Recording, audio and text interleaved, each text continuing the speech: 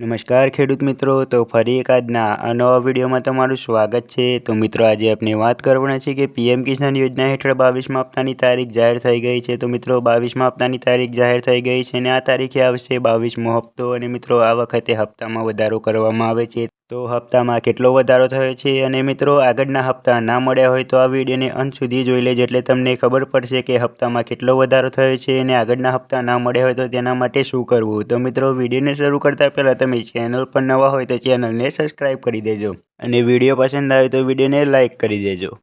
તો મિત્રો આપણે આગળ વાત કરીએ કે દેશના કરોડો ખેડૂતો હોળીના તહેવાર પહેલાં પીએમ કિસાન સન્માન નિધિ યોજનાના 22મા હપ્તાની આતુરતાપૂર્વક રાહ જોઈ રહ્યા છે। તો શું આ હોળી તેમના માટે 2000ની ભેટ લઈને આવશે?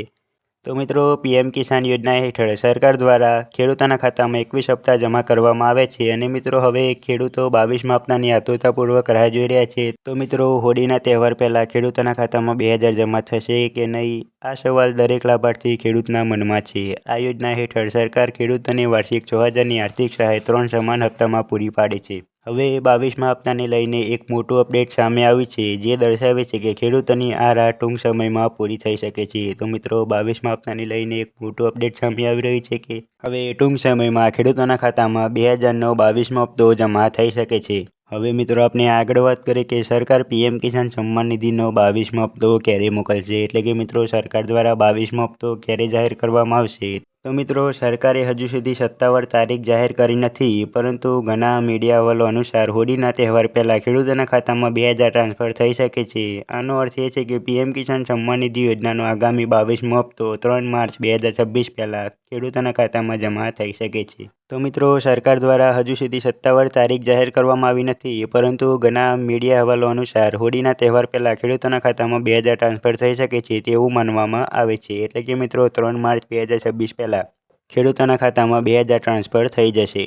તો મિત્રો હવે આપણે આગળ વાત કરીએ કે 22મો હપ્તો કયા કયા ખેડૂતોને મળશે અને કયા ખેડૂતોને નહીં મળે। તો જો મિત્રો હજુ સુધી તમે પીએમ કિસાન યોજના માટે તમારું ઈ-કેવાયસી પૂર્ણ કર્યું નથી તો તમારો ભંડોળ બ્લોક થઈ શકે છે।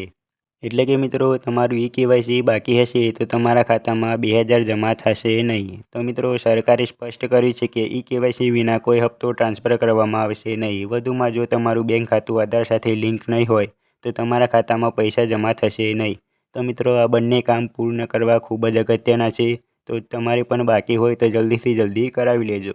તો મિત્રો આપણે આગળ વાત કરીએ કે તમારું નામ બેનિફિશિયરી લિસ્ટમાં છે કે નહીં, તમને 22મો હપ્તો મળશે કે નહીં તે કઈ રીતે ચકાસવું તે આપણે વાત કરીશું। તો મિત્રો સૌપ્રથમ પીએમ કિસાનની ઓફિશિયલ વેબસાઇટ ખોલો, તેના પર બેનિફિશિયરી સ્ટેટસ પર ક્લિક કરો।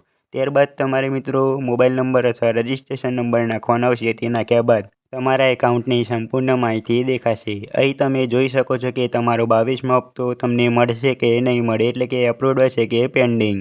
હવે મિત્રો આપણે આગળ વાત કરીએ કે ઈ-કેવાયસી કેવી રીતે કરવું, એટલે કે મિત્રો ઘણા બધા ખેડૂતોને ઈ-કેવાયસી બાકી હોય છે, તો તેમને ઈ-કેવાયસી કરવું હોય તો કેવી રીતે કરવું। તો મિત્રો સૌપ્રથમ પીએમ કિસાન પોર્ટલ પર જાઓ, ત્યારબાદ હોમ પેજ પર ઈ-કેવાયસી બટન દેખાશે તેના પર ક્લિક કરો।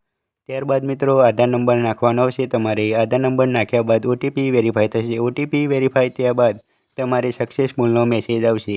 જો ઓનલાઈન ના થાય તો તમે નજીકના સીએસસી સેન્ટર પર જઈને બાયોમેટ્રિક કેવાયસી કરાવી શકો છો। તો મિત્રો તમારે પણ ઈ-કેવાયસી બાકી હોય તો આ રીતે તમે ઈ-કેવાયસી કરી શકો છો। તો મિત્રો આપણે વિડીયોની અંદર વાત કરી કે 22મો હપ્તો ખેડૂતોના ખાતામાં ક્યારે જમા થશે અને મિત્રો 22મા હપ્તામાં વધારો થયો છે કે નથી થયો તે પણ આપણે વિડીયોની અંદર વાત કરી, અને મિત્રો આગળના હપ્તા ના મળ્યા હોય તેના માટે શું કરવું તે આપણે વિડીયોની અંદર વાત કરી।